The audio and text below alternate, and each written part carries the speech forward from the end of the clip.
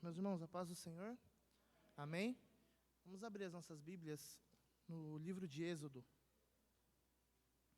capítulo 4, versículo 2.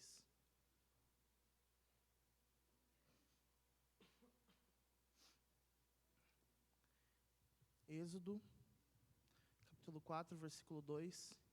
E depois nós vamos pular para o versículo 20.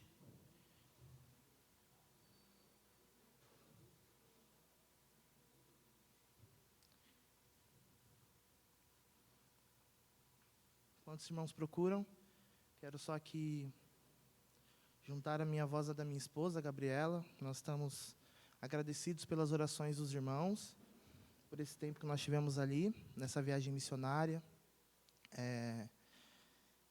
Estamos muito felizes também de estar de volta, né? Eu confesso, falei para alguns irmãos, que lá, Portugal é muito bom, gostei muito, mas eu ainda prefiro o meu país, o Brasil, tá bom? O arroz e feijão daqui ainda é muito mais gostoso. Eu continuo preferindo o Brasil. Eu fiquei muito feliz de voltar. E porque é aqui também que nós temos a oportunidade de fazer a vontade do Senhor. Se um dia o Senhor nos permitir ir para outro lugar, e aí nós estaremos felizes lá também. Mas, por enquanto, nós estamos felizes aqui. E especificamente em Nova Iguaçu. Amém? Então, é muito bom estar aqui, né? Muito diferente de Portugal, né? Ontem, sexta-feira, eu compartilhei para os irmãos, para os obreiros, que é muito diferente. A gente trabalha com o Castelo do Rei, aqui no Rio de Janeiro, especificamente. Ontem mesmo, nós fizemos evangelismo ali perto de Comendador Soares e tinha, não sei, umas 40 crianças. A gente chamou 5 minutos e apareceu.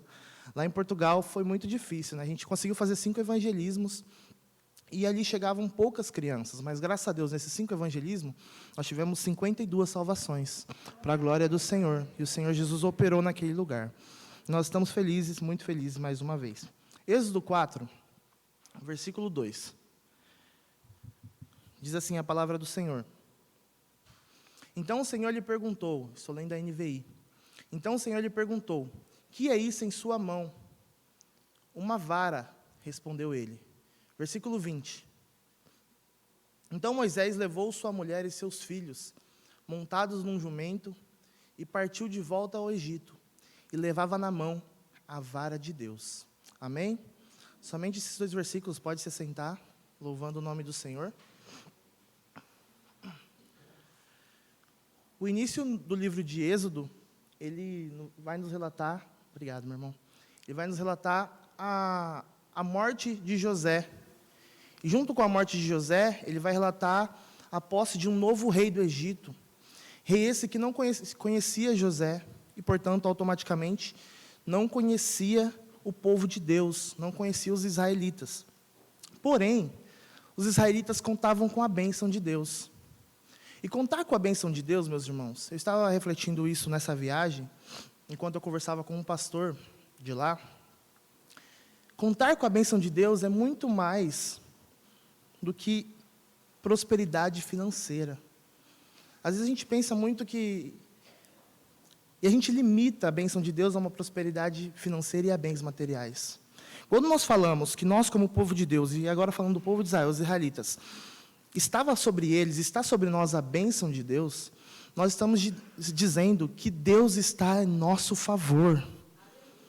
E saber que a bênção de Deus está conosco, é saber que em todas as áreas, não apenas na área financeira, mas em todas as áreas, o favor de Deus está sobre as nossas vidas. E isso é maravilhoso. Ter essa convicção, ter essa certeza em nossos corações, de que, ainda que a situação não seja das melhores, como o povo de Israel estava passando nesse momento, ainda que não era o cenário mais agradável de se estar, nós temos a certeza de que o respaldo, a proteção, o favor, a mão do Senhor está sobre as nossas vidas. E isso é uma coisa maravilhosa.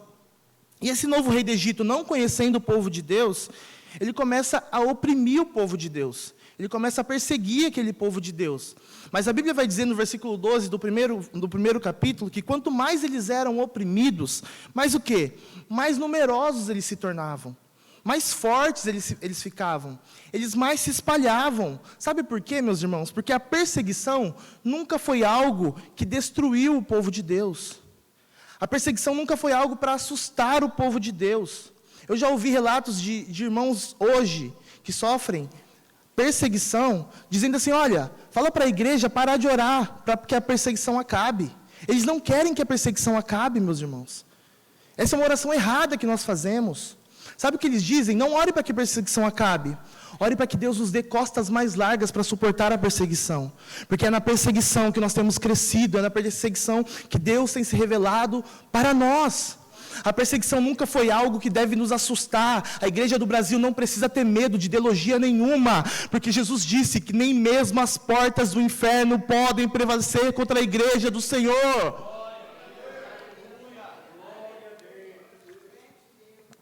Não tem ideologia humana que vai nos parar.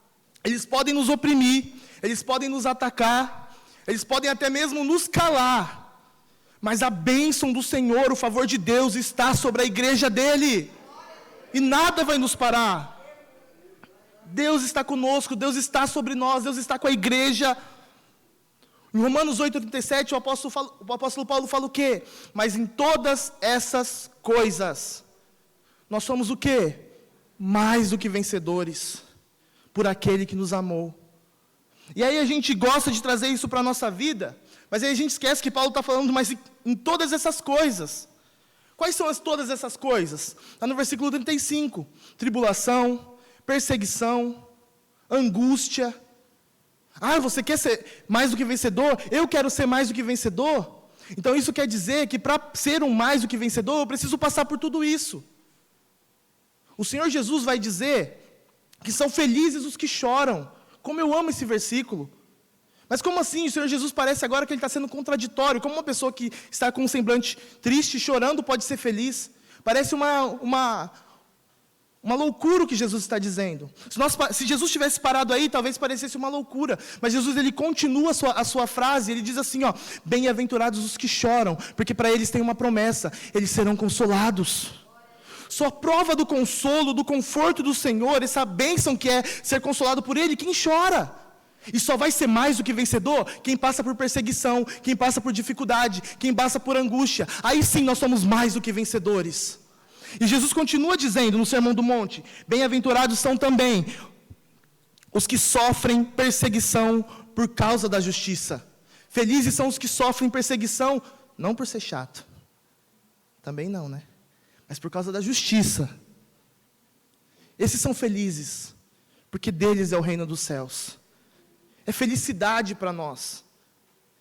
Quem se lembra daqueles discípulos que em Atos, sofrendo por causa do Evangelho, eles saem sorrindo, alegres, porque eles não se consideravam nem dignos de sofrer por essa causa, meus irmãos. A promessa é essa. O apóstolo Paulo disse a Timóteo, animando aquele jovem pastor, dizendo, palavra fiel é esta, se morremos com ele, também com ele viveremos, se sofremos com ele, também com ele reinaremos. Essa é a promessa, se sofremos hoje com Cristo, e aí é que está o segredo.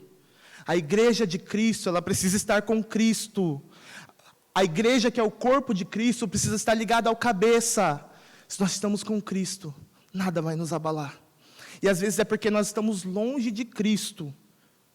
É porque nós estamos sendo abalados com qualquer ventinho, com qualquer dificuldadezinha. Mas nessa noite o Senhor quer liberar essa palavra de ânimo para a sua vida. Não temas. O futuro do Brasil está nas mãos dEle. É o Senhor quem cuida desta nação. E seja quem for que esteja à frente dessa nação, o povo de Deus está nas mãos do Senhor Jesus Cristo. Nada vai nos abalar. E ainda que seja necessário sofrer perseguição por causa da justiça, que honra será não negar o nome do meu Deus. Que honra será ser fiel ao meu Deus no tempo, meus irmãos, são os últimos dias. Não esperemos coisas boas deste mundo. Esperemos o pior, porque é isso que vai acontecer. O pior, mas em todas essas coisas, nós somos mais do que vencedores por aquele que nos amou. E no versículo 20, do primeiro capítulo de Êxodo, é relatado que o povo de Deus ia se tornando cada vez mais numeroso e mais forte. E no meio desse contexto de dificuldade, é dado destaque a um menino chamado Moisés, um hebreu, como qualquer outro, mas que foi criado na casa de Faraó, que teve uma criação diferenciada. Ele, que havia sido tirado das águas, salvo da morte, e agora estava seguro na casa de Faraó. Ele havia provado uma ação milagrosa do Senhor, sem ainda nem ter consciência de vida. E ele prova dessa salvação, mas chega um ponto da vida de Moisés, que ele se depara com a necessidade do seu povo. No capítulo 2, do versículo 11, se puderem colocar aí para nós lermos, Êxodo 2:11. Certo dia, sendo Moisés já adulto, foi ao lugar onde estavam os seus irmãos hebreus, e descobriu, se atentou como era pesado o trabalho que realizavam. Viu também um egípcio espancar um dos hebreus. Talvez então, até esse momento, Moisés não tinha percebido o quanto o seu povo estava sofrido. Ou melhor dito, talvez ele não quisesse ter percebido. Porque às vezes a gente fecha o olho para a necessidade do outro. Será que Moisés ele nunca tinha percebido, até esse momento, que o jugo que estava sobre Israel era muito forte, era muito alto, era muito pesado? Será que ele não havia percebido ainda? Mas chega um momento da vida que ele vê a opressão que o Egito causava sobre o povo dele. E percebe que Moisés ainda não havia recebido um chamado do Senhor. Ele apenas viu uma necessidade, e ele viu a necessidade de fazer algo, de responder a essa necessidade. É verdade que isso é algo muito bom. Por exemplo, o exemplo de Neemias.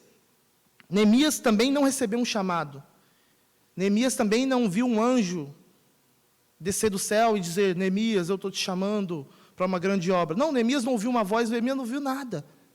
O que moveu Neemias a fazer alguma coisa e se colocar à disposição do Senhor? Foi ouvir uma necessidade. Foi querer saber, como que está o povo lá, os que ficaram? Os que ficaram, eles estão em grande miséria. Está difícil, os muros foram derrubados, a cidade está uma destruição. E Neemias, só o fato dele saber uma necessidade, saber que o povo precisava de alguém, precisava de uma pessoa para ser resposta, somente isso, ele não recebeu um chamado. Assim como Moisés viu uma necessidade, viu que precisava ser feito algo, mas qual que é a diferença dos dois? A diferença é que, terminando de saber a necessidade, Neemias vai e ora, e busca a vontade do Senhor, e faz a vontade do Senhor. Moisés não, precipitadamente, ele vai lá e mata, e sai fazendo com a força dele. O que eu quero dizer com isso, meus irmãos? Que nós não precisamos esperar um chamado de Deus para fazer alguma coisa pelo reino. Apenas saber a necessidade do mundo é suficiente para eu e você fazer alguma coisa. Porém, não vamos fazer isso nas nossas forças. Não vamos fazer isso batendo cabeça. Não vamos fazer isso com as nossas habilidades, não. Vamos ouvir a necessidade que o mundo tem, mas vamos correr para Jesus para saber porque Ele é a solução deste mundo.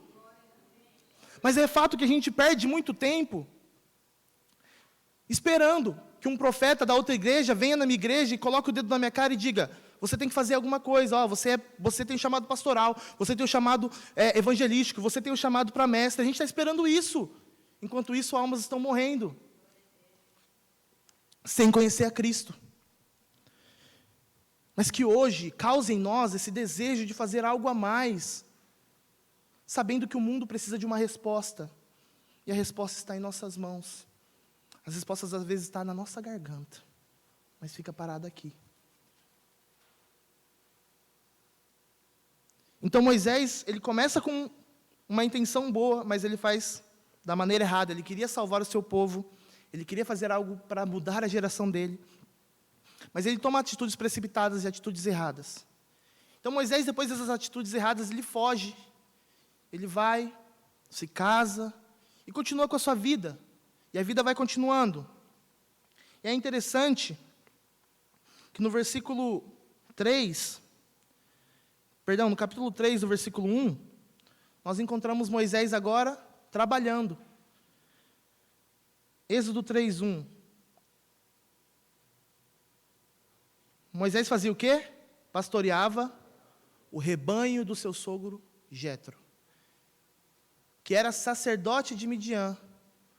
E um dia levou o rebanho para o outro lado do deserto e chegou a Horebe, o monte de Deus. Então encontramos agora Moisés trabalhando, cuidando das ovelhas do seu sogro, mas Deus já estava trabalhando em Moisés no coração pastoral. E Moisés, em uma atividade cotidiana, uma atividade do seu dia, porque o trabalho era mais um dia normal na vida de Moisés. De repente, nós vamos ver que no versículo 2, no versículo 3, 4, 5, na continuação do capítulo 3, o que acontece com Moisés? O que ele aparece? Uma sarça ardente. E Moisés se admira porque aquela sarça queimava e o fogo não se consumia. E aí Moisés vê aquilo, começa a se aproximar, Deus chama ele pelo nome dele. E a vida de Moisés nunca mais é a mesma, porque ele teve um encontro com Deus.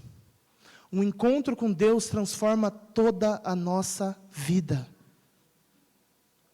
Um encontro com Deus muda a nossa vida. E sabe de uma coisa? Nós precisamos do fogo de Deus no nosso cotidiano. Era mais um dia normal na vida de Moisés. Não era um culto especial que ele foi. Não era uma festividade. Não era o aniversário da igreja. Moisés estava lá, trabalhando, de repente o fogo de Deus aparece para ele, ele se aproxima, e aquilo ali é o encontro que transforma a vida dele. O fogo de Deus é para o nosso dia a dia também. E a igreja, a Assembleia de Deus, nós precisamos entender isso. Nós ainda somos pentecostais. Nós ainda cremos no batismo do Espírito Santo. Nós ainda cremos nos dons espirituais. Cremos que Jesus cura hoje. E esse fogo de Deus ele tem que estar presente no nosso dia a dia, não é só aqui no culto, não. É dia a dia no meu quarto, é quando eu estiver trabalhando, pastoreando. É isso, meus irmãos. O fogo de Deus é o que nos capacita para cumprir a vontade de Deus. E Moisés, quando ele recebe esse chamado, ele começa a olhar para a vida dele. Nós conhecemos a história. Ele começa a olhar para a capacidade dele. Começa a olhar para o que ele tinha para oferecer. Ele começa a ver que ele não era o melhor indicado para tal tarefa. E aí está um grande erro, meus irmãos. Quando nós recebemos um chamado da parte do Senhor, é começar a olhar para nós. Quando nós recebemos um chamado da parte do Senhor, a gente não tem que olhar para nós. A gente tem que olhar para quem está nos chamando. E Deus começa a mostrar, olha só, Moisés. E Deus começa a rebater todas as desculpas que Moisés dava. Porque, Moisés, o chamado não é sobre você. Igreja, o chamado não é sobre nós. É sobre quem pode se mover através das nossas vidas. É sobre quem quer fazer. É sobre quem está interessado em cumprir o seu propósito eterno nessa geração. Perceba que Deus ele fala para Moisés uma frase muito interessante. Ele fala assim, eu sei que Arão fala bem. Perceba que Deus ele não está buscando a capacidade aqui. Ele fala para Moisés, eu sei que Arão fala bem. Você acha que eu não sei? Porque ele começa a falar, olha, eu não sei falar, Senhor. Eu não sou o melhor. Como que eu vou chegar lá? Em nome de quem? Eu sei que Arão fala bem. Mas não é sobre ser o melhor, não é sobre ser o que melhor fala, não é sobre ter capacidade. É sobre estar disposto a ser uma ferramenta nas mãos de Deus. E o Senhor busca isso hoje. Disposição. Quem está disposto a ser uma ferramenta nas mãos do Senhor? E é interessante que nós vamos entrar no tema que eu gostaria de falar nessa noite, rapidamente, que é, o que temos em nossas mãos? Porque essa é a pergunta que Deus faz para Moisés. Ele fala para Moisés, Moisés, o que é isso em sua mão? O que Moisés responde? Uma vara. O que eu tenho na minha mão é uma vara. O que eu tenho para oferecer é uma vara. Mas no versículo 20, depois de toda a conversa de Deus com Moisés, o que a gente leu? Que aquela vara não era mais de Moisés. A vara era de quem? A vara de Deus. Porque quando nós nos encontramos com o Senhor, Ele nos chama, Ele nos salva, nos transforma. O que nós temos agora não é mais nosso. O que está em nossas mãos é dEle. Os recursos que estão em nossas mãos é dEle. E hoje pela manhã o pastor Paulo estava falando nos ensinando sobre os dízimos. O dízimo. É interessante que ele usou uma ótima ilustração para nos explicar o dízimo. Mas enquanto o pastor Paulo estava falando, eu me lembrava de uma das festas de Israel, da festa das primícias. E os irmãos sabem que eles celebravam essa festa, eles entregavam os primeiros frutos da colheita ao Senhor, em agradecimento ao Senhor. Mas quando eles entregavam esses primeiros frutos, eles estavam dizendo assim: Senhor, Tu és dono de tudo. Nós entregamos os primeiros frutos, mas o Senhor é dono de tudo. Nós estamos entregando os primeiros frutos, mas o Senhor é participante de toda a colheita. Então não é que nós ficamos com 90% e entregamos 10% para Deus. Deus é dono do 100%, meus irmãos. Está nas nossas mãos, mas é dEle. O que é isso que está em sua mão hoje? Quais são os recursos que estão na sua mão hoje? Só estão na sua mão. Porque nós que somos filhos e servos de Deus, tudo que temos, tudo que somos, é do Senhor, não é mais nosso. Tolo é aquele que pensa que tem alguma coisa. Tolo é aquele que se apega às coisas deste mundo. Fica pensando que as coisas deste mundo... Não, meus irmãos, as coisas daqui vão passar. Está nas nossas mãos. Estão nas nossas mãos, mas são do Senhor. E se são do Senhor, nós precisamos estar dispostos para que Ele nos ordene o que nós devemos fazer com esses recursos. Porque era Deus que indicava a Moisés o que ele tinha que fazer com a vara. E quando Moisés desobedeceu, que era para ele falar para a rocha, ele foi lá e fez o que ele quis com a vara, deu errado. Até quando a gente vai ficar com os recursos de Deus na mão, tomando decisões erradas? Mas hoje é uma noite que o Senhor está nos chamando a atenção, para nós ouvirmos a voz dEle, para Ele nos falar o que Ele quer que nós façamos com os recursos que nós temos. Quais são os recursos que nós temos? A vida, o tempo, o nosso trabalho, nossos estudos. Tudo que nós temos hoje, tudo que está em nossas mãos hoje, é do Senhor Jesus Cristo.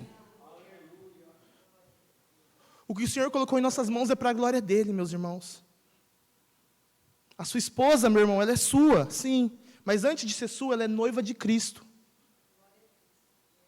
Os seus filhos foram te dados, sim, mas eles são herança do Senhor. O seu trabalho, sim, foi o Senhor que te colocou, sim.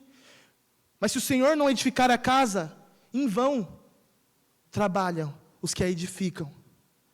Perceba que tudo na nossa vida não pertence a nós. Pertence ao Senhor. E esses recursos, o que nós temos em nossas mãos hoje, são recursos que Deus quer usar para a glória dEle, como Ele fez com Moisés. Enquanto nós pensarmos que os que está em nossas mãos é nosso, nós estaremos longe do propósito de Deus para nossas vidas. E a pergunta hoje que o Senhor faz para nós é: o que nós temos feito, o que nós estamos fazendo com o que está em nossas mãos? Se não estamos usando os recursos que Deus nos dá para a glória dEle, está sendo um desperdício a nossa vida. Jesus disse, porque quem quiser salvar a sua vida, deve fazer o quê? Perdê-la. E quem quiser perder a sua vida, pela causa de Cristo, salvará essa vida. Então, às vezes, as coisas, aos olhos mundanos, nós podemos dizer que estamos gastando, as pessoas podem dizer que estamos gastando e perdendo os recursos que temos. Aos olhos mundanos, está perdendo a vida. Eu prefiro dizer que nós estamos investindo os nossos recursos da maneira correta. Estamos investindo em coisas que este mundo não pode corromper. Nós estamos investindo tempo, como agora, na eternidade. E aí ninguém pode roubar de nós isso. Talvez muitas pessoas possam dizer, mas espera aí, sério mesmo que você trabalha a semana toda, e o seu final de semana que você pode passear, curtir, ir para o shopping, você vai para a igreja? Você perde tempo indo evangelizar? Mas Aos olhos do mundo pode ser. Mas nós estamos usando os nossos recursos para a glória de Deus. Isso ninguém pode roubar de nós, meus irmãos. A nossa poupança, como o pastor Paulo falou hoje, ele tinha 6 mil na conta, e aí veio uma dificuldade, levou de uma vez, né? Nossos recursos podem ir de uma vez. Os recursos deste mundo. Mas o que nós investimos no reino de Deus, o que está nas nossas mãos, e nós deixamos Deus trabalhar nisso, isso ninguém toma de nós. Porque nós estamos investindo na eternidade. Eu até hoje não ouvi alguém me dizer, sabe, Rafael, eu investi toda a minha vida trabalhando para o Senhor. Investi tudo o que eu tinha para Jesus. Me doei, me gastei e me deixei gastar. E hoje eu vejo que não valeu a pena. Até hoje eu não ouvi alguém dizer isso. Mas eu já ouvi pessoas dizendo para mim, sabe, Rafael, na sua idade, eu tinha um chamado, mas eu não cumpri. Ai, como eu me arrependo hoje. Meus irmãos, eu acho que não tem coisa melhor para um cristão chegar no final da sua vida e dizer como o apóstolo Paulo, combati o bom combate, encerrei a carreira, guardei a fé. Não tem coisa melhor para um cristão do que isso. Então, será que vale a pena? Vale a pena gastar os nossos recursos, o que temos em nossas mãos, para a glória do Senhor. Com certeza vale a pena. Jesus diz em Lucas 12,15 que a vida de qualquer um não consiste na abundância do que se possui. E ainda depois ele chama de louco aquele que ajunta tesouros na terra, mas não é rico para com Deus. Perceba que o problema não é ajuntar tesouros na terra, mas o problema é não ser rico para com Deus. O problema é usar os recursos para essa terra, para esse mundo. Então, para que nós passamos tanto tempo da nossa semana ganhando dinheiro, estudando para ganhar mais dinheiro? Será que é só para isso? Para chegar no final da vida e dizer, olha, quanto dinheiro eu juntei. Olha quantos bens eu tenho. Hoje o Senhor nos chama a atenção para dizer que tudo isso deve ser usado para a glória dEle. Que isso não é meu. Ainda que eu pense que foi eu que fiz, ainda que eu pense que pela força dos meus braços, mas é maldito o homem que confia no próprio homem, que confia em si. Bem-aventurado é o homem que confia no Senhor, entende que tudo é dele, que nada é nosso. Salomão diz em Eclesiastes 9:10, o que as suas mãos tiverem que fazer, que o façam com toda a sua força, pois na sepultura, para onde você vai, não há atividade nem planejamento, não há conhecimento nem sabedoria.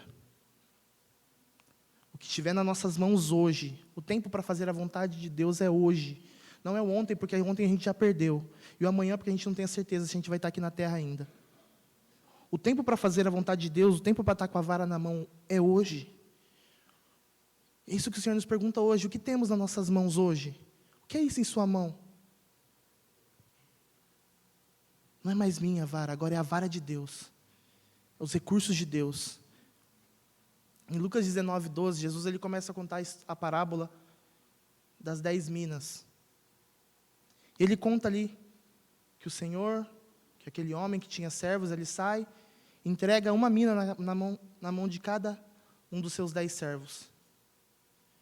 Ele fala uma coisa, uma frase: negociai até que eu venha. Trabalhem nisso até que eu volte. E ele volta. E aí ele chega para prestar conta: o que você fez com o que eu coloquei na sua mão? Olha, o que eu tinha aqui multiplicou por 10. Olha que maravilha. Olha, o que eu tinha aqui multiplicou por 5. Glória a Deus. E você? Eu estou com ela escondida num lenço aqui, porque eu fiquei com medo do Senhor. E eu sei que o Senhor é severo e eu escondi ela. Estava na minha mão só, mas eu não fiz nada com isso. O Senhor vai voltar, meus irmãos. O Senhor Jesus vai voltar. E ainda que nós já somos salvos, mas nós prestaremos conta de tudo o que nós fazemos na obra do Senhor. Nossas obras serão provadas.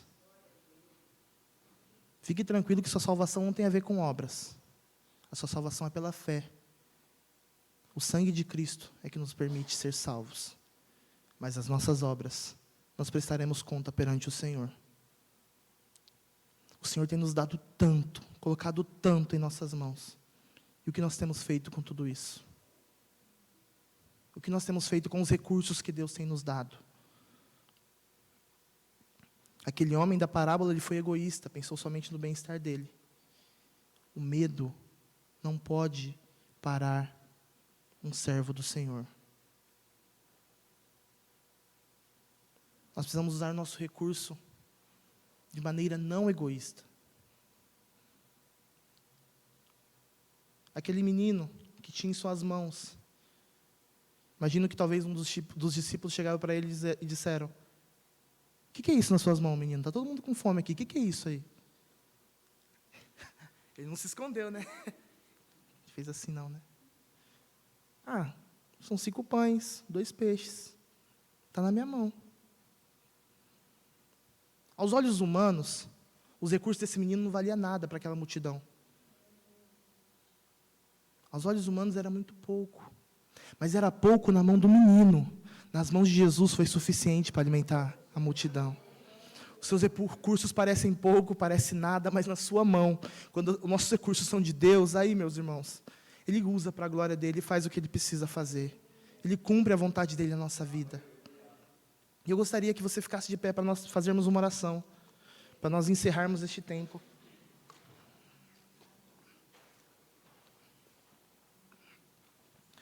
E a reflexão que hoje o Senhor nos traz o Senhor nos faz olhar para as nossas mãos hoje.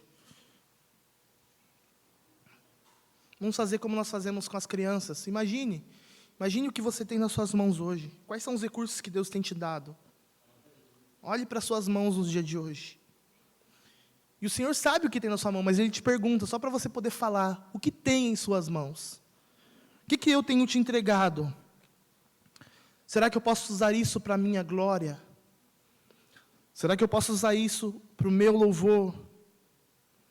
O que Moisés tinha em suas mãos era algo comum do dia a dia. Mas Deus usou isso durante todo o ministério de Moisés. O que tem em suas mãos, o que tem em nossas mãos hoje, o desejo de Deus é usar para a glória dEle. Senhor, em nome de Jesus, nós oramos e te agradecemos por este tempo. Te agradecemos, Senhor, porque a Tua palavra ela é viva e ativa dentro de nós. Te agradecemos, Senhor, pelo Teu Espírito Santo. Esse que, enquanto a Tua palavra ela é ministrada, Senhor, de forma geral, pelo pregador, o Teu Espírito Santo vai de maneira individual e específica em cada coração, trabalhando em nossos corações, trazendo a aplicação pessoal, trazendo aí essa confrontação pessoal. Obrigado pelo Teu Espírito, Senhor, que nos fala através da Tua palavra. Obrigado, Senhor, porque o Senhor nos desafia sempre a caminhar uma milha a mais. O Senhor não nos quer acomodados, o Senhor não nos quer de qualquer forma, Senhor, mas o Senhor quer que nós sejamos usados para a Tua glória, Senhor. A nossa luz brilha, como o Senhor disse em Mateus 5,16, Jesus. Não brilha para a nossa glória, mas para que o Senhor seja glorificado no céu. Tudo que nós temos, tudo que nós somos, tudo que a Tua igreja tem, Senhor, é para a glória e louvor do Teu nome. Perdoa-nos, Senhor, se muitas vezes nós temos usado de forma errada o tempo, os recursos, a vida que o Senhor tem nos dado, mas hoje é o dia oportuno para nós voltarmos os nossos olhos para Ti, voltarmos, Senhor, as nossas vidas para Ti, e hoje é o dia para que os nossos recursos não sejam mais chamados recursos do Rafael, não sejam mais chamados nossos recursos, mas agora sejam chamados recursos do Senhor, os recursos de Deus, em nome de Jesus. Oramos, Senhor, e Te agradecemos por essa noite, porque a Tua presença é o que faz a diferença neste lugar. Assim oramos e Te agradecemos. Amém. E amém.